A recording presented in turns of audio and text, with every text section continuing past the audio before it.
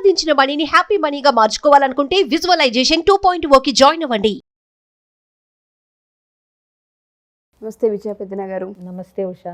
వివాహ బంధాలు కావచ్చు, లేదు అంటే మానవ సంబంధాలు ఏవైతే ఉంటుంటాయో ఎవరిని నమ్మాలి ఎవరిని నమ్మకూడదన్న కన్ఫ్యూషన్స్ ఈ జనరేషన్లో ఎక్కువ ఉన్నాయనే చెప్పుకోవచ్చు.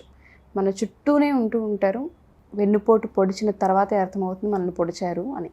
ఆ పెయిన్ వచ్చేటప్పుడు కొన్నిసార్లు వాళ్ళు చాలా మంచి వాళ్ళు అయి ఉంటుంటారు, అనవసరంగా జడ్జ్ చేసేస్తుంటాం. అంటే ఎవరిని నమ్మాలి ఎవరిని నమ్మకూడని అర్థం కాని సిచ్యుయేషన్ అని చెప్పుకోవచ్చు. ఎలా ఐడెంటిఫై చేయాలి అంటారు? నేను ఎందుకు ఈ ప్రశ్న తీసుకుంటున్నానంటే, ఈజీగా అమ్మాయిలు నమ్మేయడం, ప్రెగ్నెన్సీస్ తెచ్చుకోవడం, తర్వాత అబార్షన్ వైపు వెళ్ళడం, డిప్రెషన్, యాంగ్జైటీ, సూసైడ్స్ ఇవి మనం చూస్తూ ఉన్నాం. అబ్బాయిల వైపు మనం చూసుకుంటూ ఉంటే ఈజీగా అమ్మాయిల్ని నమ్మేయడం, డబ్బులు లేదంటే ఉన్న ఏవేవో ఇన్వెస్ట్మెంట్ పెట్టి కెరియర్ అంతా పనంగా పెట్టి సాక్రిఫైసెస్ చేస్తుంటుంటారు.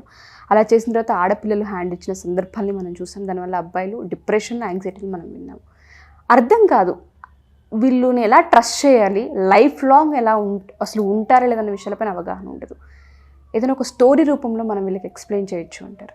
ఇది అంటే ఒక రకంగా ఈ అంటే జనరేషన్ గ్యాప్ అనొచ్చు, లేదా ట్రెండ్ అనొచ్చు, లేదా ఇప్పటి ఆ జనరేషన్కి ఉన్న అభిప్రాయాలు, ఆలోచన విధానం, అంటే టువర్డ్స్ ప్రేమ కానీ, పెళ్ళి కానీ, కెరీర్ కానీ, వీటి వల్ల కూడా ఏంటంటే ఒక సరైన స్టాండ్స్, అంటే ఒక ప్రిన్సిపల్స్ కానీ, ఒక కట్టుబాట్లకు కానీ, అంటే అందరూ విచ్చలవిడిగా ఉన్నారని నేను అంటలా. బట్ ఇప్పుడు ప్రేమ, పెళ్ళి, కెరీరు వీటి పట్ల ఇప్పటి పిల్లల అభిప్రాయాలు వెనకటి తరం అభిప్రాయాలతో కంటే డిఫరెంట్గా అయితే ఉన్నాయి. మంచిగా చెడ అనేది మనం జడ్జ్ చేయలేం. కొన్నిసార్లు అది మంచిగా వస్తాయి, కొన్నిసార్లు ఫెయిల్యూర్ అవుతాయి, అది చెప్పలేం.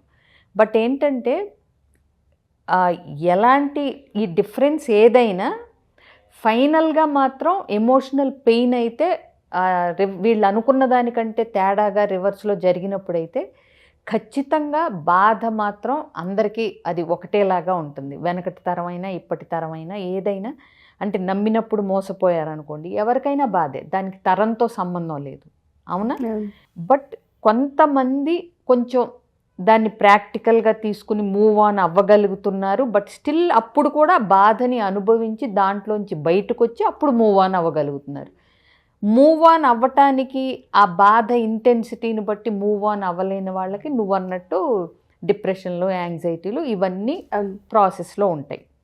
అది వాళ్ళ మెంటల్ స్ట్రెంగ్త్, ఆ జరిగిన మోసాన్ని కానీ, జరిగిన నష్టాన్ని కానీ వాళ్ళు ఏ కోణంలో నుంచి చూడగలుగుతున్నారు అనే దాన్ని బట్టి ఎంత త్వరగా ఈ నెగిటివ్ ఇంపాక్ట్స్ నుంచి బయటపడతారనేది ఉంటుంది. ప్లస్ ఇక జడ్జ్ చేయటం ఇవన్నీ కూడా వాళ్ళ దృష్టే వాళ్ళది తప్పితే కొంచెం అంటే తరచి చూసుకోవటం కానీ, ఇది నువ్వు అన్నట్టు త్వరగా నమ్మేయటం, అందరూ మనలాగే ఉంటారనుకోవటం ఎప్పుడైనా ఉంటుంది. ఇప్పుడు కొంతమందిని పాముని పెంచుకుంటారు, ఈ మధ్య ఫ్యాషన్ అయిపోయింది. కొంతమంది కుక్కని పెంచుకుంటారు. సో పెంచుకునేటప్పుడు ఒక ప్రాణికి కొన్ని లక్షణాలు ఉంటాయి. వాటిల్ని ఎప్పుడు మనం అంటే వెనకన పెట్టేసి నెగ్లెక్ట్ అయితే చేయకూడదు. అంటే ఇప్పుడు పాము నువ్వెంత పెంచుకున్నా అది పొరపాటున దాని మూడ్ బాగోలేకో దానికి తిక్కరేగో కాటేసిన రోజు నువ్వు బ్రతకవు అనేది నువ్వు ఎప్పుడు దృష్టిలో పెట్టుకోవాలి పెంచుకునేటప్పుడే, అవునా? అవేర్నెస్. ఎగ్జాక్ట్లీ. అలాగే ఇప్పుడు కుక్కని పెంచుకునేటప్పుడు నువ్వు అంటే ఎలాంటి కుక్క పిల్లని పెంచుకుంటున్నావు, అంటే బుజ్జి కుక్క పిల్లనా లేకపోతే ఇంత అల్సేషియన్ని పెంచుకుంటున్నావా, ఏ పర్పస్ కోసం పెంచుకుంటున్నావు అనేది దట్ ఈస్ డిఫరెంట్. కాకపోతే ఊరికే నాకు ఒక కథ గుర్తొచ్చింది కాబట్టి వీటిల్ని తీసుకొచ్చాను నేను. ఇప్పుడు ఒక అమ్మాయి పావుని, కొండ చిలువని పెంచుకుంటూ ఉంటుంది, దాంతో ఆడుకుంటూ ఉంటుంది. అది కూడా చిన్న పిల్లని తెచ్చుకుంటే అది కూడా పెరిగి పెద్దదవుతుంది. అయితే అది కొన్ని రోజులుగా ఫుడ్ తినటం మానేస్తుంది. సో మానేసినప్పుడు ఈ అమ్మాయి వెట్ డాక్టర్ దగ్గరికి, అదే యానిమల్స్ డాక్టర్ ఉంటారు కదా, వెటర్నరీ డాక్టర్, ఆయన దగ్గరికి తీసుకెళ్ళి ఈ పాము 4 రోజులుగా ఏమీ తినట్లేదు, ఏమైందో దీనికి చెక్ చేయండి అని అడుగుతుంది. అడిగితే ఆయన ఏమ్మా అది నిన్ను చుట్టుకుని పడుకుంటుందా, నీతో పాటే పడుకుంటుందా, నీ దగ్గర ఉంటుందా ఎక్కువ మట్టుకు అంటే, అవునండి నన్ను నా పక్కనే పడుకుంటుంది, నన్ను చుట్టుకుని పడుకుంటుంది, గారాలు పోతుందని చెప్పుద్ది. అయితే ఆయన అంటాడు, నువ్వు కేర్ఫుల్గా ఉండాలి, ఇది ఏదో దానికేదో జబ్బు చేసో ఏదో తేడా చేసి తినటం మానేయలేదు, నీ హైటు వెయిటు బరువు ఎంత ఇవన్నీ ఎస్టిమేట్ చేసుకుని నిన్ను స్వాహా చేయటానికి అది మెంటల్గా ప్రిపేర్ అవుతూ మామూలుగా ఉపవాసం ఉంది, సో దట్ నిన్ను భోంచేయొచ్చు అనే దాంట్లో అది ప్లాన్ చేసుకుంటుందని చెప్పినప్పుడు ఈ అమ్మాయి షాక్ అవుతుంది. నేను పిల్లగా తెచ్చి పెంచుకున్న పాము ఇలా చేస్తుందా నన్ను అని చెప్పి. బట్ ఏదైనా ప్రాణం ముఖ్యం కాబట్టి ఆ అమ్మాయి వెంటనే దాన్ని తీసుకెళ్ళి ఇచ్చేస్తుంది వేరే వాళ్ళకి, జంతు సంరక్షణ వాళ్ళకి సంబంధించిన వాళ్ళకి దాన్ని ఇచ్చేస్తుంది.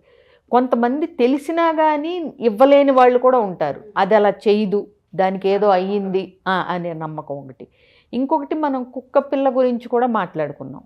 ఒక తల్లి ఇలాగే ఏదో పనులు చేసుకుంటా కుక్కను వాళ్ళ బాబు చిన్న బాబు వదిలేసి పక్కకి ఏదో పని చేసుకోవటానికి వెళ్తుంది. సో అయితే కాసేపటికి ఆ పని చేసుకుని వచ్చేసరికి ఈ బాబు బట్టల మీద రక్తం మరకలును ఈ కుక్క మూతికి మెడకి రక్తం మరకలు ఉంటాయి. ఇదేదో బాబుని చేయబోయి కొరికేసి రక్తం తెప్పించింది పిల్లాడికి అని చెప్పి కోపంతో గట్టిగా 4 దెబ్బలు వేసేసరికి చేతికి అందిన కర్రతో ఆ కుక్క కాస్త చచ్చిపోద్ది. సరే అని ఆ పిల్లాడిని ఎత్తుకుని వచ్చి వేరే గదిలోకి పడుకోబెడదామని బట్టలు మార్చి పడుకోబెడదాం కదా అని వేరే గదిలోకి తీసుకెళ్ళేసరికి అక్కడ ఒక పాము 2-3 ముక్కలయ్యి చచ్చి పడి ఉంటుంది. అప్పుడు ఈవిడికి వెలుగుతుంది, ఏంటి ఆ కుక్క ఈ పాము నుంచి తన కొడుకుని రక్షించింది అని చెప్పి. సో అంటే ఏంటి, తొందరపాటుతో విశ్వాసంగా ఉన్న కుక్కని చంపేసింది, అవునా? సో అంటే ఏంటి, రియాక్ట్ అయింది, ఏంటి అనేది చూసుకోకుండా అసలు పిల్లాడు బాగున్నాడా లేదా, వాడికి ఏమన్నా అయిందా లేదా, వాడు ఏడవట్లేదు కదా, ఇవన్నీ పట్టించుకోకుండా వెంటనే రియాక్ట్ అయిపోయి దన్మని 4 దెబ్బలు వేసేసరికి ఆ కుక్క కాస్త చచ్చిపోయింది. సో మనుషులు రిలేషన్స్లో కూడా ఏంటంటే కొన్నిసార్లు ఏదో చూసి ఏదో అనుకుని త్వరపడి నిర్ణయాలు తీసుకోవటం, అవునా? ఏదో చూస్తారు, వాళ్ళకేదో అనిపిస్తుంది, వాళ్ళకేదో వాళ్ళ దృష్టిలో వాళ్ళ పర్సెప్షన్లో ఏదో కనిపిస్తుంది, ఒక కంక్లూజన్కి వచ్చేస్తారు, క్యారెక్టర్ అసెసినేషన్ స్టార్ట్, వెంటనే ఇంపల్సివ్గా నిర్ణయాలు తీసేసుకుంటూ ఉంటారు. ఓకే, సో ఇలాంటి వాటి వల్ల రిలేషన్షిప్స్కి చాలా దెబ్బపడే అవకాశం. ఎగ్జాక్ట్లీ. మళ్ళీ కొన్నిసార్లు దాన్ని అంటే వెనక్కి తీసుకోలేనటువంటి నష్టాలు జరిగిపోతూ ఉంటాయి. ట్రూ. అలాగే కొన్ని రిలేషన్షిప్స్లో, మ్యారిటల్ రిలేషన్షిప్స్లో కూడా పాము లాంటి వాళ్ళు ఉండే అవకాశాలు ఉంటాయి, కానీ కొంచెం తక్కువ ఉంటాయి. ఉండరు పాములా అంటే ఇప్పుడు పాములాగా మరీ ప్లాన్ చేసి మరీ పెళ్లి చేసుకుని ఏదో వీళ్ళకి నష్టం చేద్దాము అనేది ఎక్కడో రేర్ కేసెస్లో ఉంటుంది. బట్ మిగతా ఇంటర్పర్సనల్ రిలేషన్షిప్స్లో అంటే ఏంటి, కొలీగ్స్ కానీ కొంచెం చుట్టాలు కానీ లేదంటే వేరే వాళ్ళు కానీ ఇలా పాముల్లాగా పక్కనే చేరి సందర్భాన్ని బట్టి అవకాశం చూసుకుని దెబ్బేసేద్దాం అనుకునే లాంటి వ్యక్తులు ఉంటానే ఉంటారు. అలర్ట్గా లేకపోవటం మన తప్పు అవుతుంది. ఎగ్జాక్ట్లీ, అది మన తప్పే అవుతుంది. ఎగ్జాక్ట్లీ. సో ఎవరి లక్షణాలు ఏంటి అనేది అద్భుతంగా ఫేస్ రీడింగు ఇవన్నీ రాకపోయినా వాళ్ళ బిహేవియర్లో బట్టి నేను ఎప్పుడూ అంటానే ఉంటాను, చిన్న క్లూ ఎక్కడోకక్కడ దొరుకుతూనే ఉంటుంది. కానీ మనం ఒక నమ్మకంలోనో ఒక చట్టంలోనో ఉంటాం కాబట్టి ఆ నెగిటివ్ ఇంపాక్ట్ ఎఫెక్ట్స్ మనకి కనిపించవు. అప్పుడు అంతా అయిపోయిన తర్వాత ఆ రోజే నాకు అలా అనిపించింది కానీ నేను పట్టించుకోలేదు, ఇది కామన్ డైలాగ్. ఎస్, అవునా? ఆ మాట అన్నప్పుడే నేను అర్థం చేసుకోవాల్సింది, అప్పుడు నా బుర్ర పని చేయలేదు, ఇది చేసినప్పుడే కొంచెం నాకు వెలగాల్సింది, నాకు అంత తట్టలేదు.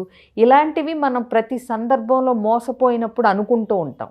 ఎస్, ఒకసారి మోసపోయి ఇట్లాంటివి జరిగినప్పుడైనా రెండోసారైనా మనం పాఠాలు నేర్చుకుని ఎవరు పాము లాంటి వ్యక్తులు మన చుట్టుపక్కల ఉన్నాళ్ళు, ఎవరు కుక్క లాంటి విశ్వాసపాత్రులు అనేది తెలుసుకోకపోవటం అనేది మనదే తప్పు అవుతుంది. అంటే మనం నేర్చుకోవాలి కొన్ని స్కిల్స్. ఎగ్జాక్ట్లీ.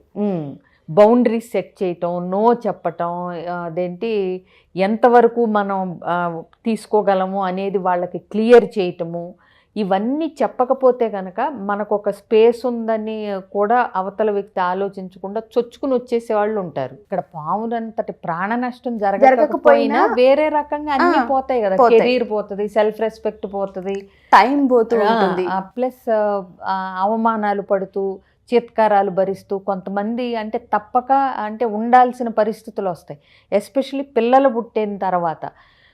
సో ఈ మధ్య అయితే పిల్లలు పుట్టేక ముందే మనకు క్లూస్ తెలుస్తున్నా చాలామంది ఇప్పటికీ పెద్దవాళ్ళకి చెప్తే కూడా వాళ్ళు ఏమంటున్నారంటే ఉషా పిల్లలు పుడితే మారుతారు. ఒక్కటి నేను ఇప్పుడు ఈ వీడియోలో క్లియర్గా చెప్తున్నాను, మీకు పార్ట్నర్తో ప్రాబ్లమ్స్ ఉండి అవి పిల్లలు పుడితే సాల్వ్ అవుతాయి అనుకుంటే మాత్రం అంతకంటే మూర్ఖత్వం కానీ ఇంకోటి లేదు.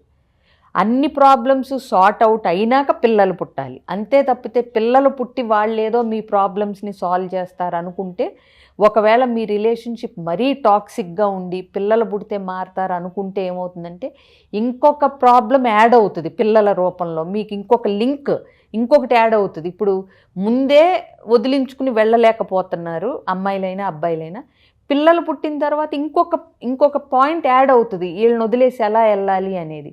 అది ఇంకొకటి, ఇదొకటైతే ఇంకొక మేజర్ పాయింట్, పిల్లలకి తల్లిదండ్రులుగా మీరు అన్యాయం చేసిన వాళ్ళు అవుతారు. ఇంకొక ప్రాణిని భూమి మీదకి తీసుకొచ్చి మీకే భార్యాభర్తలుగా సరైన అవగాహన లేకుండా, సఖ్యత లేకుండా, విడిపోవాలా వద్దా అనే పరిస్థితుల్లో ఉండి తేల్చుకోలేక పిల్లలు పుడితే అది పరిష్కారం అవుతుంది అనుకుని వాళ్ళని తెచ్చి వాళ్ళకి ప్రాబ్లమ్స్ క్రియేట్ చేసి ఈ ప్రాసెస్లో తర్వాత మీరు జ్ఞానోదయం అయి పిల్లలు పుట్టినా మారలేదని విడిపోతే అది పిల్లలకి తల్లిదండ్రులు లేకుండా చేసి వాళ్ళకి ట్రామా, వాళ్ళ చైల్డ్హుడ్ మీద ఎఫెక్ట్ ఇన్ని ఉంటాయి. చెప్పినవి చాలా కరెక్ట్. అసలు చాలా ఎఫెక్ట్స్ ఉంటాయి పిల్లల మీద. పిల్లలు చాలా సెన్సిటివ్.